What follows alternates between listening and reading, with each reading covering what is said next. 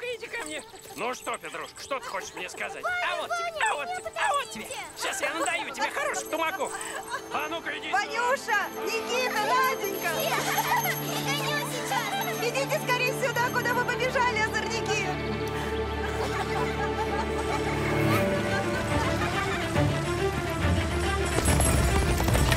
Что это? Пожар?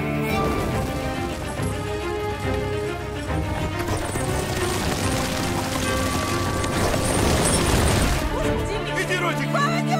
Ванюша! Иди, спасай! Отдайте! Ванюша!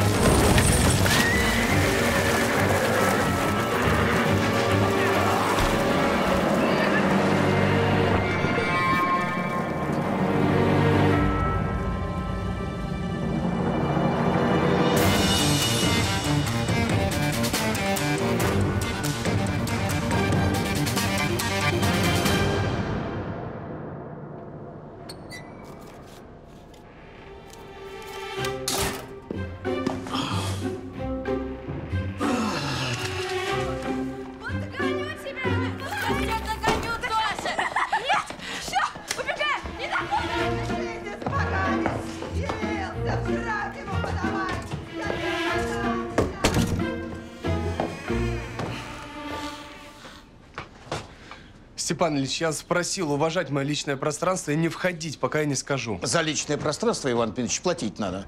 А я уже больше недели от вас денег не вижу. Прошу. Из университета? На, и вы уж не обессудьте, но если завтра денег не будет, я ваши вещи вон вынесу. Будут деньги, дорогой Степан Ильич. Сегодня же будут.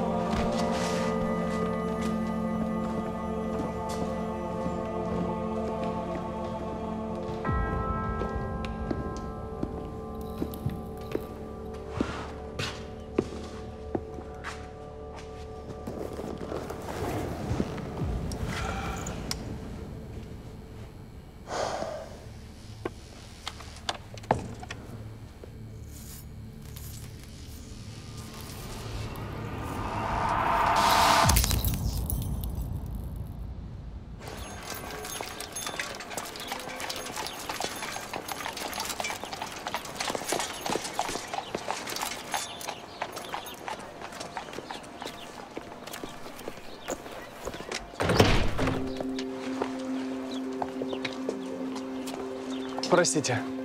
Хельда, это электрик. Нет. Господин профессор, меня зовут Фогель. Вы пригласили меня? Позвали. Я ваш ассистент. Если вы мой ассистент, вы должны приносить мне почту. Я не могу тратить на это время. Я готов, профессор. Извозчик. Поздно. Полиция сегодня арестовала все отправления. Полицейское отделение. Профессор! Профессор!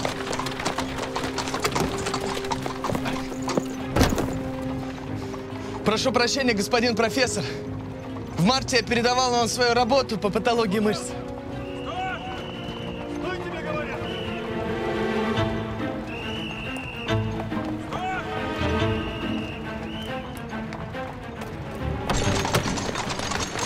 Можно? Прошу вас. Благодарю.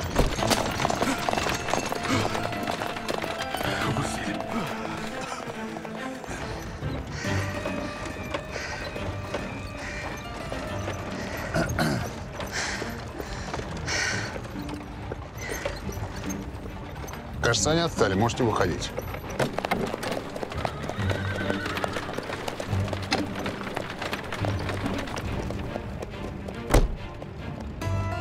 Разве не стоило ее сдать полицию? Вы думаете, она преступница? Возможно, воровка. Барышни, использующие такие духи, не бывают воровками.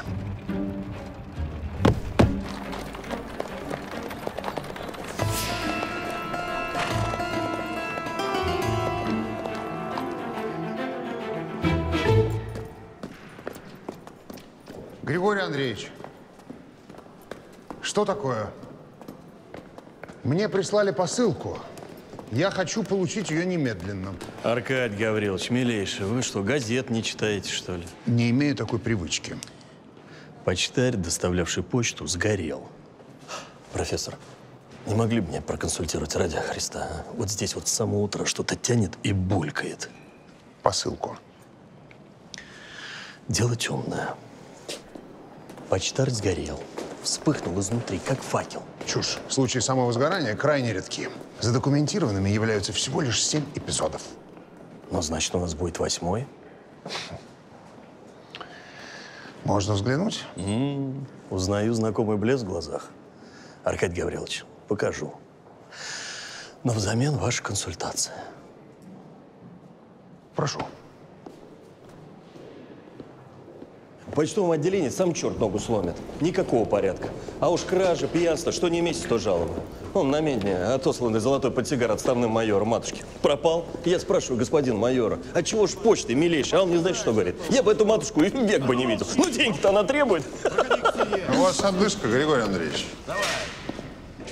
Так это, при такой-то работе, Аркадий Гаврилович, все, исключительно все валится на мою голову. А спутник ваш? Я ассистент Аркадия Гавриловича. Ага, вы же сказали, что больше никого не возьмете. Попечительский совет университета настаивает. Так ведь? Степан Кот редкий пьяница. Даже сейчас спиртом несет, чуете? Закурил и вспыхнул, что? Не существует ни одного доказательства связи так называемых случаев самовозгорания и алкоголизма. Да? Да. Мелкие сосуды полопались. Возможно, гипертензия. Ежели позволите, ноги. У господина почтаря патология стоп. И, возможно, из-за нечувствительности нервных окончаний он не замечал неудобства обуви. Как вас зовут, вы говорите? Я описывал подобные явления в своей работе, которую вам передал. Моя фамилия Фогель. Вы же читали ее?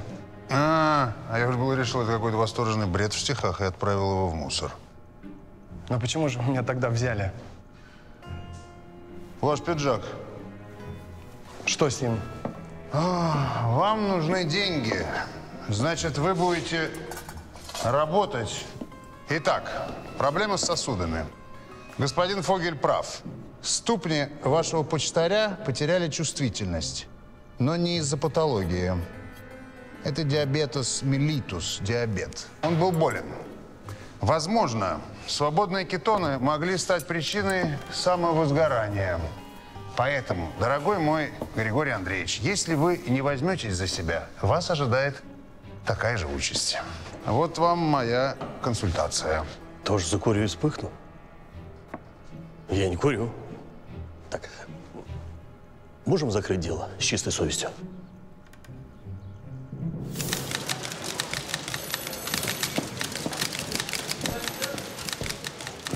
Мария, а где материал по сегодняшнему заседанию суда?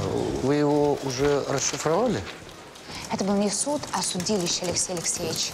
Судьи были настроены против молодого человека просто потому, что он бедный. Но я надеюсь, вы не вмешивались, вы просто делали свою работу. Я всего лишь сказала господам заседателям, что им должно быть стыдно за происходящее. Мария. Они обвинили меня в срыве заседания и вызвали полицию. И? Я быстро бегаю. Мария, почему у меня с вами всегда проблема? Я вам дал самое простое задание. 6 часов записывать речь прокурора, от которой он сам засыпает. Ваша газета называет себя прогрессивной. Вы на каждом углу кричите, что вы заступаете за равное право мужчин и женщин. Ну так дайте мне настоящее дело, мне нужен шанс. У вас есть шанс вылезть с этой работы и незамедлительно. Если материал не будет у меня через полчаса. Ясно? Работаем. Все работаем. Аккуратнее, пожалуйста.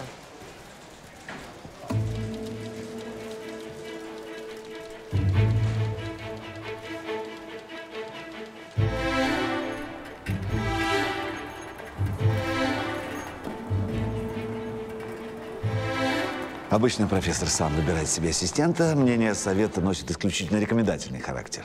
Не скрою.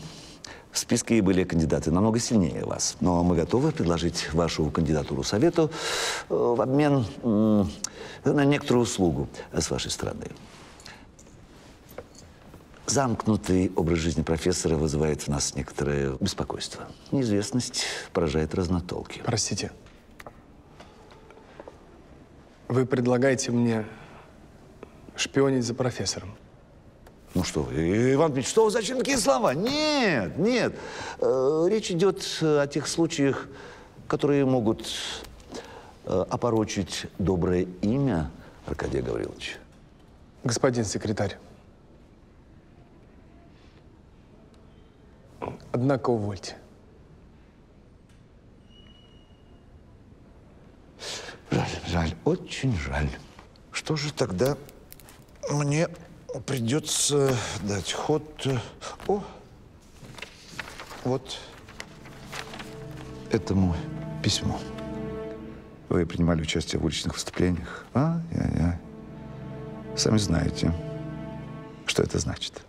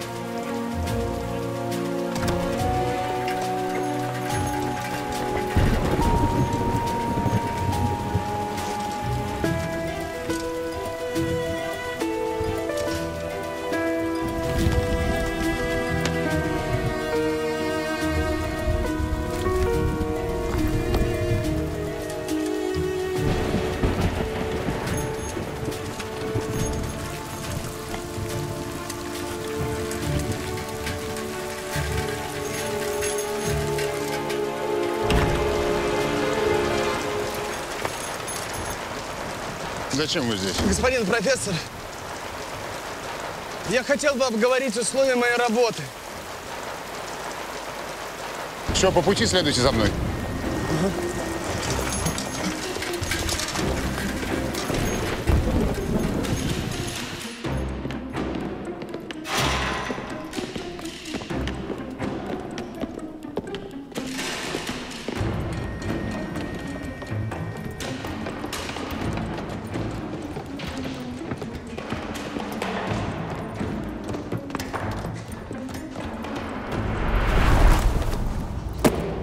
Итак, Фогель, что это по-вашему? Как вы и сказали, гипертензия, профессор. В чем дело, любезнейший? Мы же уже во всем разобрались.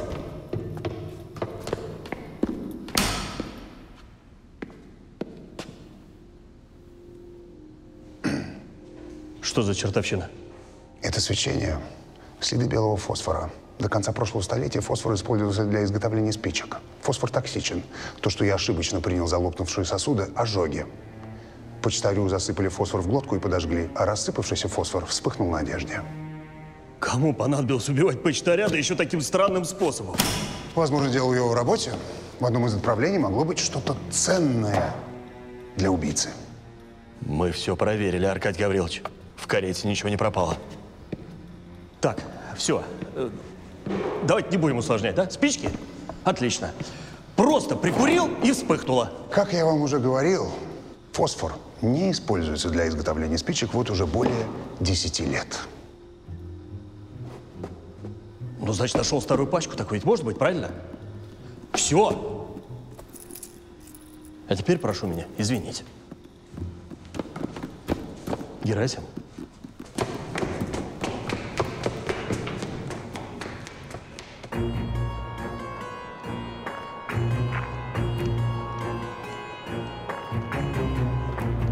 Господин профессор, уделите мне всего несколько минут. Не сейчас. Завтра. До завтра, Фогель.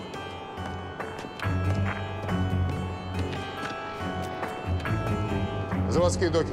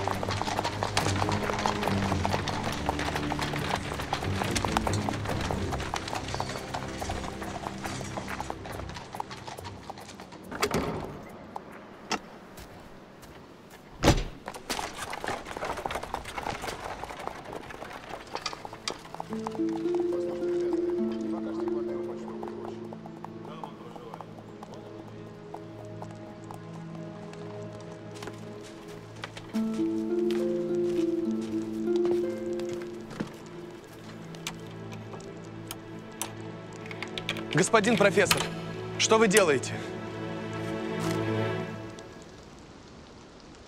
Я пытаюсь тихо открыть эту дверь, а вы своими криками мне мешаете.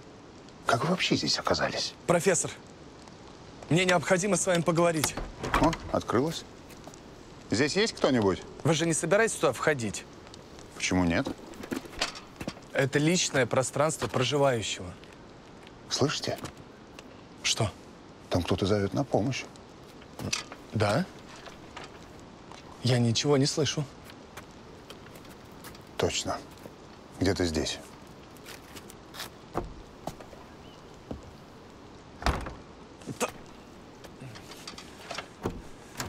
Аркадий Гаврилович.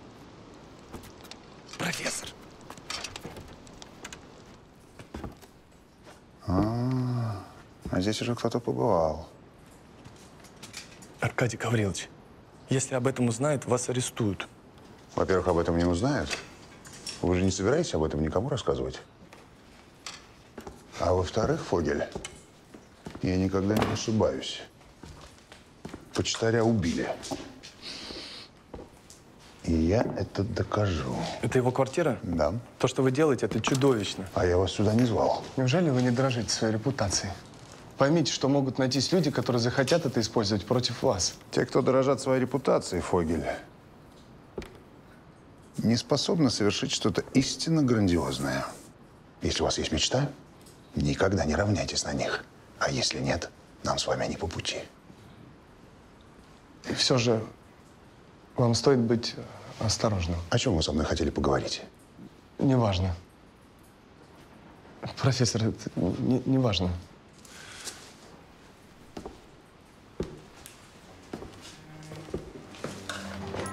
О, а вот и золотой портсигар. Фогель, вы помните? Полицмейстер о нем рассказывал. Да, он пропал с почты. Как и все эти ценности. Почтарь вскрывал посылки. Возможно, за это его и убили. Вряд ли полиция устроила этот переполох. Тут побывал кто-то еще. Да, но ценности не тронуты. Значит, не они были целью.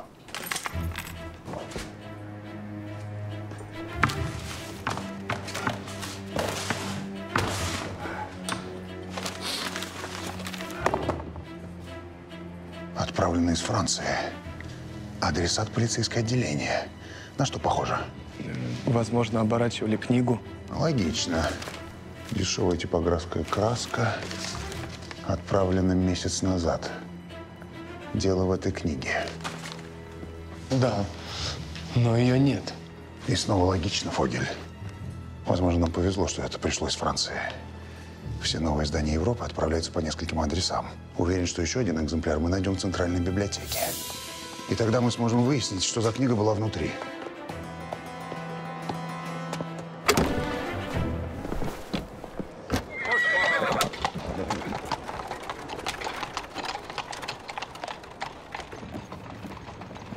Вы что, украли книгу из библиотеки?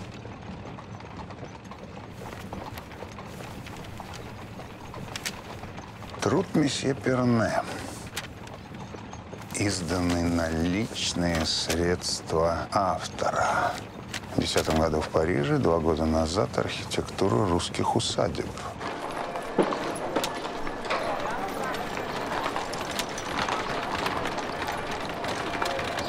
Вот этот дом.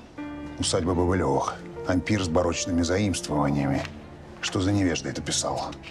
Только этот дом был на пути следования почтаря.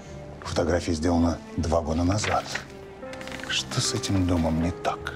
В прошлом веке семья Бобылевых, проживающая в усадьбе, владела спичечным заводиком. Опять черти беспокоят. Не обращайте внимания. Итак. Фосфор. Совершенно верно. Когда шведская спичка победила, производство, использующее по старинке белый фосфор, разорились.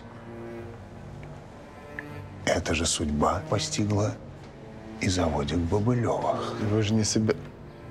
Как вы планируете попасть в дом? Я не планирую. Я действую.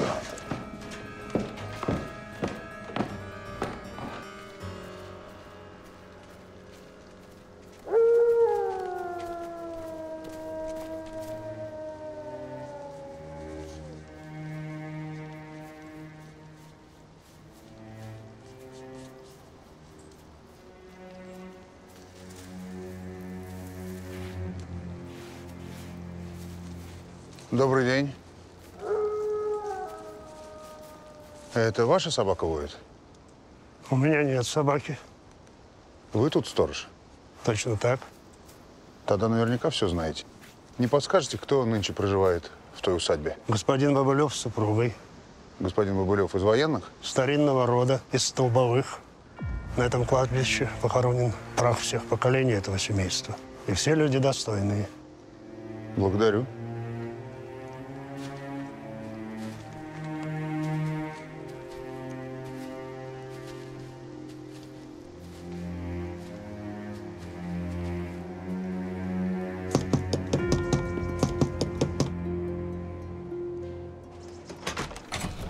Добрый день. Добрый. Профессор Воскресенский. Мой ассистент, господин Фогель, врач. В уезде зафиксирован случай холеры. Мы должны проверить всех домочадцев. Проходите. Дмитрий Павлович! Дмитрий Павлович! Куда же они запропастились? Входите. Как хорошо, что вы появились. У хозяйки внезапная слабость, головокружение, кровь носом. после завтрака так и вовсе упали с лестницы. Я думала, что голову расшибли, но Господь миловал. Пойдемте. Мы ее в гостиной поместили. Здесь прохладней. Дарья Алексеевна, вот доктор из столицы. Аркадий Гаврилович Воскресенский. Я давал клятву не навредить. Где мой муж? Дмитрий Павлович, я его звала, но вот нигде нету. Верно, ушел в парк к пруду. Да, мадам. Воды и чистых полотенец. Фогель, помогите собрать нужное. Пойдемте. Хозяева куда-то уезжают? В Петербург. Вот у нас и сборы повсюду. Все спешно, все скоро. Усадьба выставлена на торги. И слава богу. Не взлюбили сельскую жизнь? Ночами здесь страшновато. В воскресенье ночью я видела свет в том крыле. И даже слышала шаги. А ведь там давно никто не живет. Дмитрий Павлович, надо мной посмеялись. Однако я точно знаю, что видела. Пойдемте.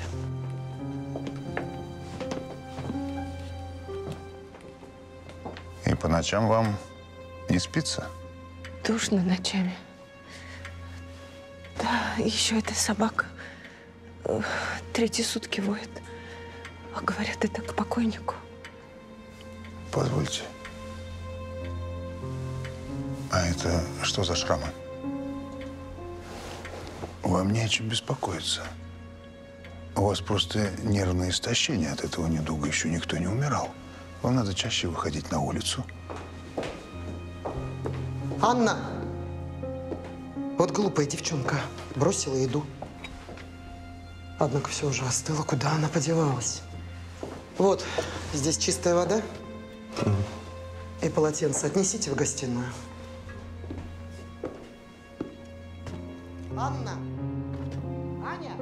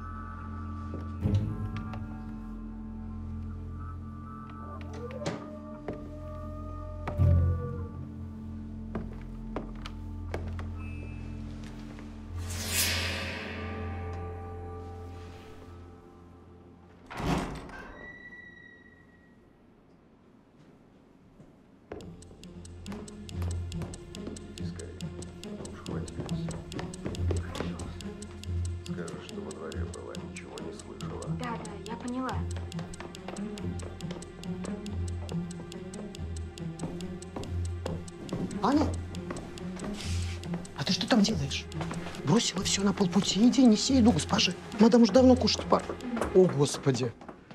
Алена, что здесь делает этот молодой человек? Позвольте объяснить. Он пришел с доктором. Вашей супруге плохо стало и… Похоже, я заблудился. Следуйте за мной. Большая усадьба.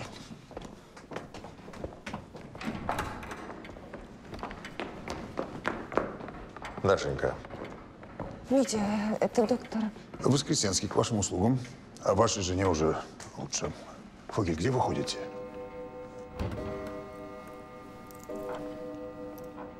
Однако уже 4. Нам пора ужинать.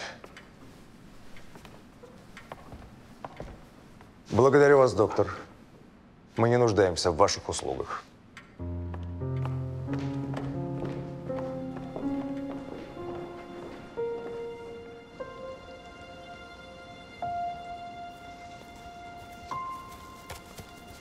по часам.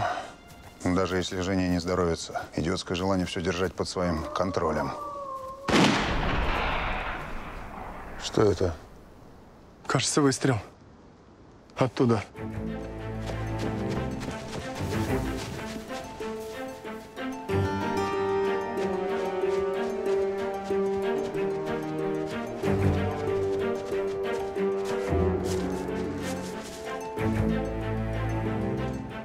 Пристрелили только что. И у нее есть хозяин. Все это мне решительно не нравится, Фогель.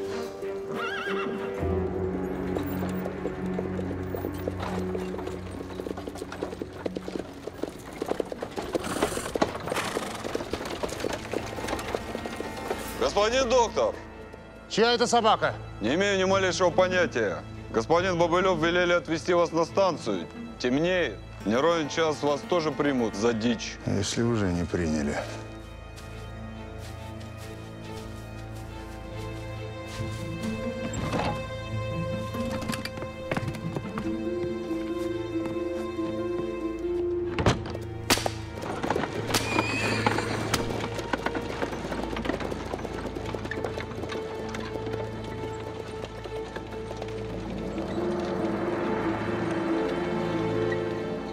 Бобылев Дмитрий Павлович. Судя по мундиру, служит в прокурорском корпусе. Вы знаете что-нибудь о нем? А чего такой интерес к его персоне? Встретил на медне в лесу, думаю, что за птица. Значит, Бобылев. Человек главного прокурора.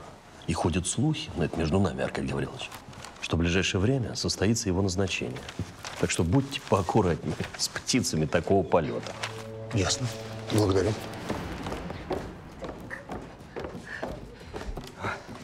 Вот. Тут у нас практически весь архив газеты за 1909 год.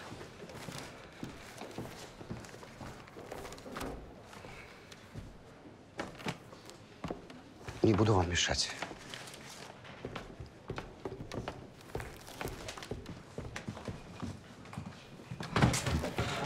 Простите меня, пожалуйста. Это вы, барышня, которая бегает от полиции. Спасибо, я не успела вас отблагодарить. Пустяки. Мой юный друг решил, что вы воровка. Почему они вас преследовали? Небольшое недоразумение.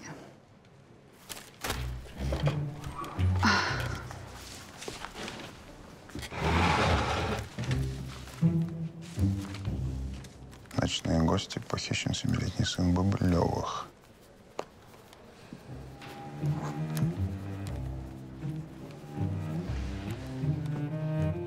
Расстрел толпы во время рабочих выступлений. А что вы здесь делаете? Работаю? В архиве. Не совсем. Стенографируете. Скажем, я журналистка. Скажем, журналист не бывает женского рода правил русского языка. Скажем, женщины уже давно наравне с мужчинами работают на заводах и лечат больных. Ко мне однажды попало тело мужчины, мозг и глаза которого были проткнуты вязальными спицами. Его жена начиталась книг про мужской шовинизм и решила, что его похотливый взгляд слишком оскорбляет в ней женщину. Если вы когда-нибудь еще раз обратитесь ко мне за помощью, я вам обязательно ее окажу, но не потому, что вы журналистка. Уже уходите, Аркадий Гаврилович? Да, благодарю вас. Я все нашел. Всегда к вашим услугам. А кто это? Профессор Воскресенский. Он иногда помогает полиции расследовать сложные дела. И тогда обращается за помощью в наш архив. Кстати, вы уже разобрались с расшифровкой? Она лежит на вашем столе.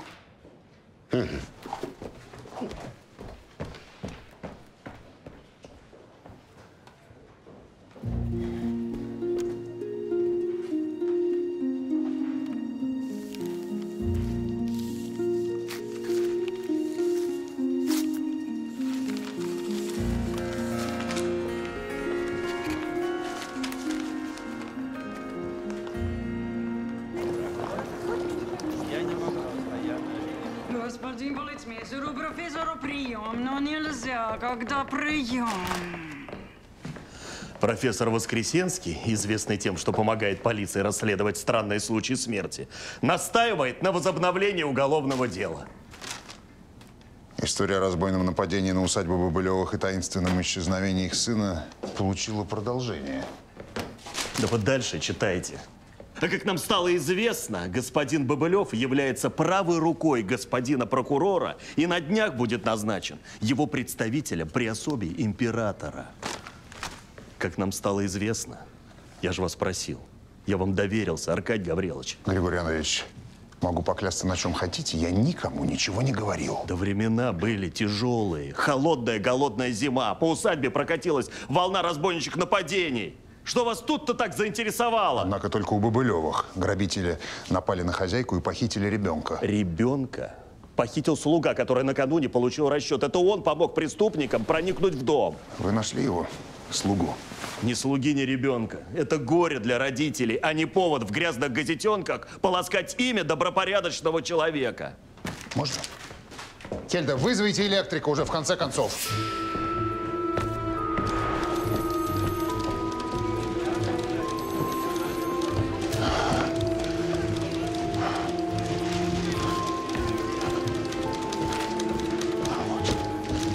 Как вас там? Мария, эмансипированная особа, которая любит совать нос в чужие дела, это было моим частным интересом. И ничего подобного я вам не рассказывал. Откуда вы узнали про назначение? В нашей газете есть свои источники информации, раскрывать которые мы не обязаны. Мы? Легион злючих суфражисток. А что вам такого сделала женщина, что вы так сильно нас ненавидите? Дело не в ненависти. Юная поклонница идеи равенства полов. Я уважаю женщин, но не тех, кто торгует новостями, как сладостями. Да вы консерватор, профессор. Вы знаете, газета опубликована. Ее прочитала сотни людей. А что вы здесь делаете?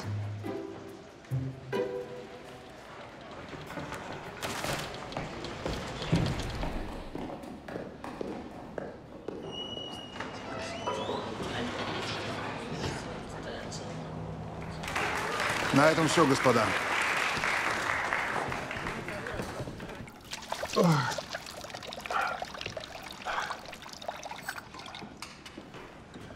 Меня использовали, Фогель. Обвели как мальчишку. Это девица из газеты Мария. Надо было сдать ее полиции. Вы были правы. Не думаю, конечно, что она сама это придумала. Кто-то решил использовать наше расследование. Накануне назначения Бобылева, чтобы привлечь внимание. Эта статья может стоить ему карьеры. Профессор, не так уж и безгрешен этот Бобылев. Когда мы были в имении, я кое-что видел. Он и молодая служанка с кухни. У них адюльтер. Пока его жена страдает от приступов, он в нежилых комнатах. Что? Листва.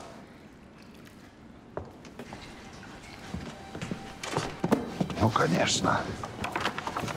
И что? Листва уже на деревьях. А мальчика похитили зимой, как они говорят. Григорий Андреевич. Нет, нет и нет. У меня нет времени. А что случилось? А то и случилось, что после этой грязной статьи в этой газетенке нам теперь покоя не будет. Местные нашли еще одно тело в лесу. Позвольте с вами. Послушайте, я был болваном, кем угодно, что не увидел очевидно, но дело все в этой книге. Вы должны взглянуть на эту фотографию.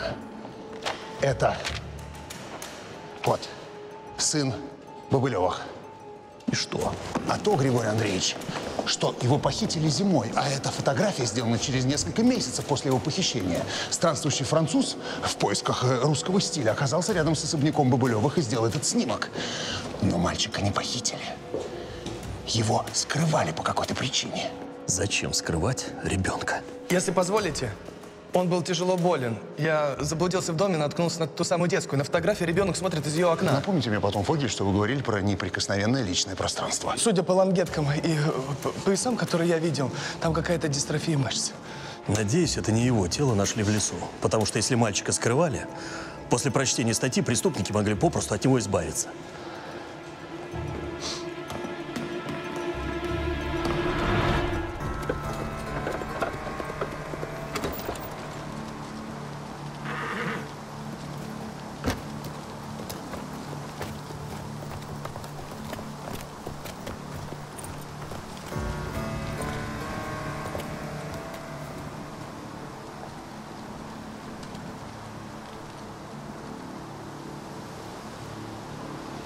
Это не пропавший мальчик.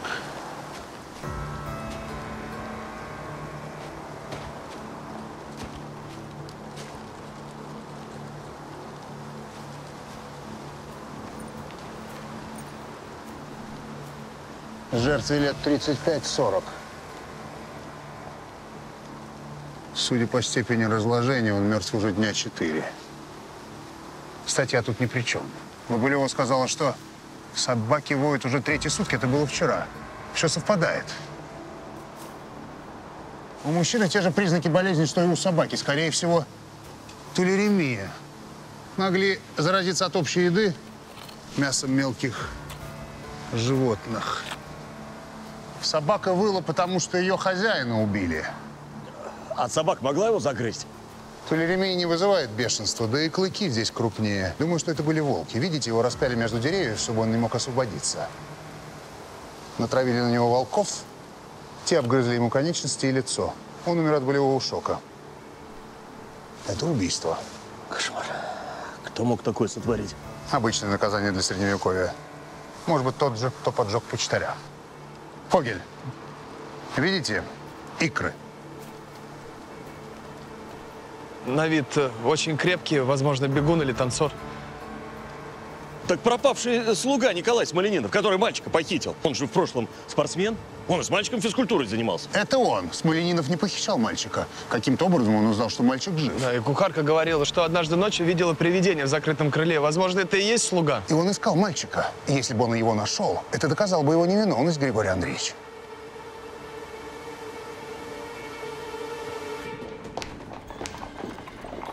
Стой! Семен, останься у входа. Ага. Сюда, господин полицмейстер, прошу. Полиция. Мне надо видеть господина Бобылева. Дмитрия Павловича сейчас нет. Он в Петербурге. Чем обязаны? А с кем, собственно, имею? Дарья Алексеевна Бобылева. Где ваш сын? Мы знаем, что вашего сына не похищали.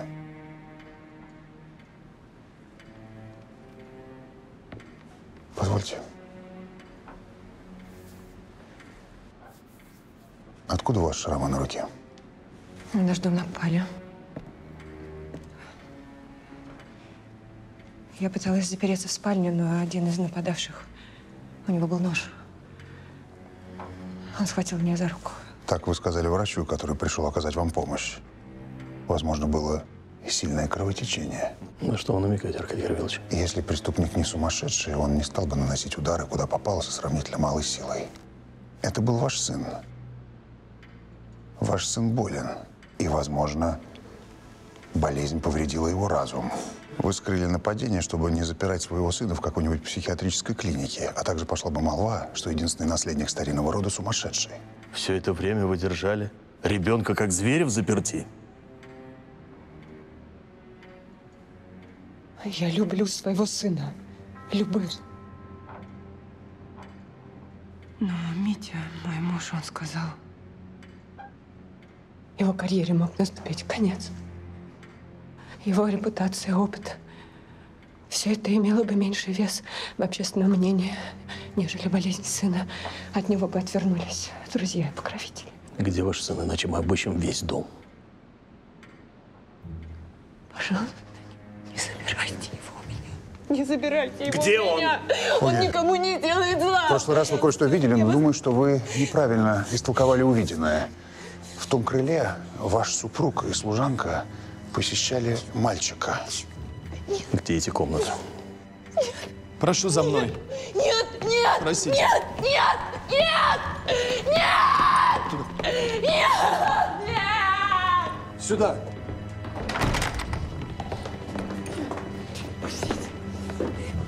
Пустите.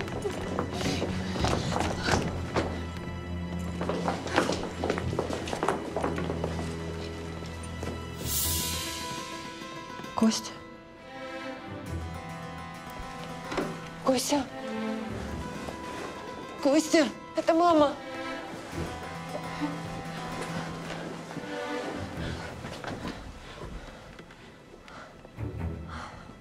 Он не привык к посторонним. Господа,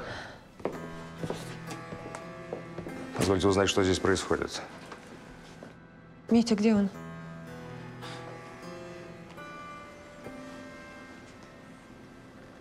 Я не понимаю, о ком ты. Они все знают, скажи мне для Кости. Моя жена не в себе. Нашего сына похитили 3 года назад, и, скорее всего, он мертв. Не мертв. Верни мне сына. Могу я попросить вас покинуть мой дом? Ну, господин Бабылев, у нас есть Алена, вопрос. проводи господ полицейских к выходу. Постойте. Краска. Такой же сторож на кладбище красил скамейки. Вы не были в Петербурге. Что вы сделали с мальчиком? Григорий Андреевич, нам надо спешить. Надо срочно найти мальчика. Фогель, на кладбище!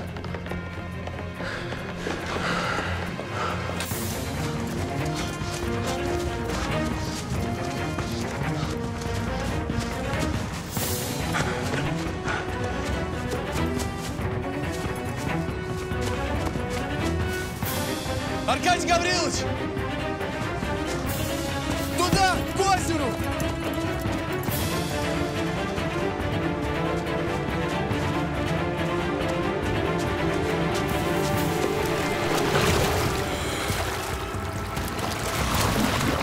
Стой!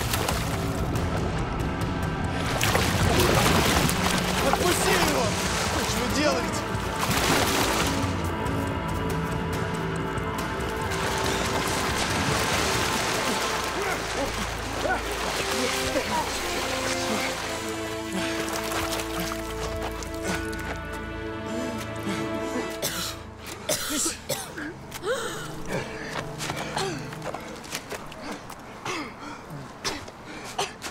Нравится мне ваш новый помощник, Аркадий Гаврилович.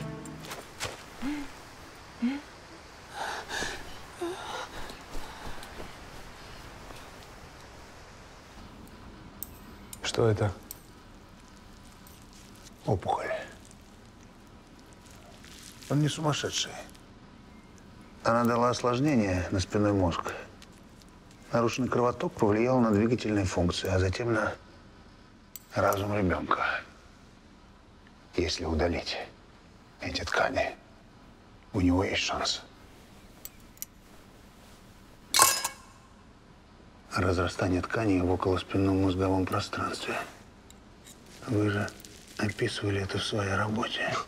Вы все-таки прочитали? Глянул перед сном. Зашивайте.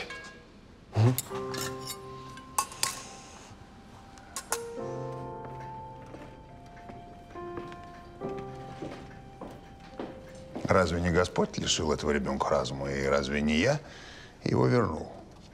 Так кто же из нас Бог? А я ведь к вам не с пустыми руками, Аркадий Гаврилович. Крымская, чудная, с виноградников моего отца. Пожалуйста. А вот и ваша посылочка. Полиция сняла арест со всех почтовых отправлений. Благодарю. Не откроете? А если желаете. Книга. Опять книга. Это основа учения о функциях мозга. Херта? Или как ее? Хельда. Неси бокалы. Сторож с кладбища дал показания. Почтарь неоднократно вскрывал и воровал почту и обнаружил там сопроводительное письмо. Сестра сбежавшего слуги, жившая во Франции с хозяевами, купила же эту книгу из-за ностальгии по дому, в которой обнаружила фотографию, доказывающую невиновность ее брата. Почтарь узнал всю историю Бобылева и попытался шантажировать. Нередко стал по пьяни распускать слухи. И тогда Бобылев разобрался с помощью сторожа с почтарем. Это была демонстративная казнь. Извержение огня из глотки. Болтун был наказан. Однако все газеты пишут про арест помощника прокурора. Этот скандал мог лишить его покровителя места. Ну или, по крайней мере, очень сильно пошатнуло его положение. Я думаю, что вся эта игра была против прокурора. Кто-то использовал меня и мой интерес к этому делу. К сожалению, мне пока нечего вам сообщить. Господин профессор за эти 3 дня помог полиции раскрыть 2 убийства и к тому же спас мальчика, вернув ему разум. Мой юный друг, я боюсь, вы не совсем правильно меня поняли. Наш договор подразумевает взаимную выгоду. Вы получили место. Я хочу получить то, о чем мы с вами говорили. Уникальную информацию. Найдите мне ее. Не заставляйте сожалеть о сделанном выборе.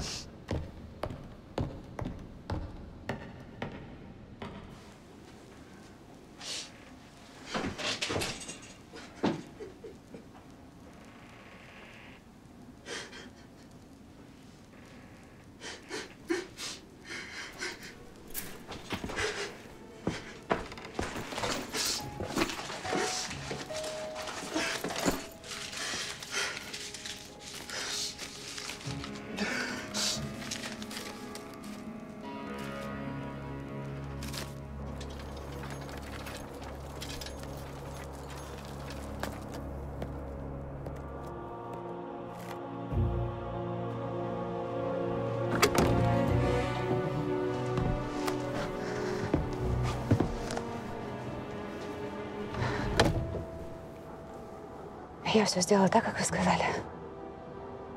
Благодарю вас, Мария. А вот то, что я обещал вам взамен. Андрей Андреевич, зачем нужно было убрать Бобылева? Он мешал нашему общему делу.